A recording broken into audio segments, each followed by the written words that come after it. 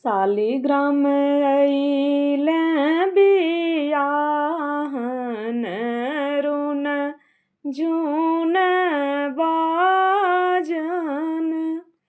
शालिग्राम अइलें बियाहन रुन जून बाजन।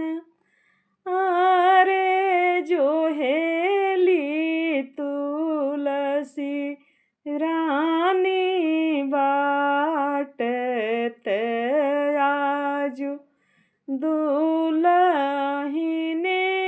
बनबे हरि जी के प्यारी बनबे। अरे जो हेली तुलसी रानी बाटत आजु दुलहिन बनबे हरि जी के प्यारी बनबे। जब शालिग्राम जी चौके बैठल हो।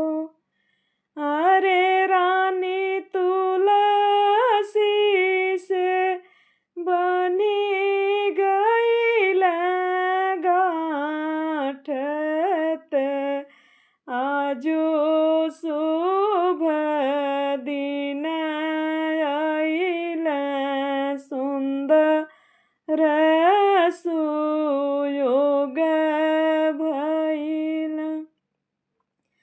अरे रानी तुलसी से बनी गईल गाँठत आजो शुभ दिन आइल सुंदर सुयोग भइल।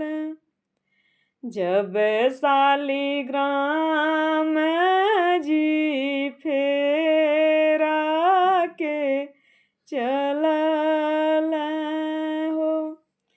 अरे रानी तुलसी सिंगोरवा लिहले हाथ आजु दुलहिन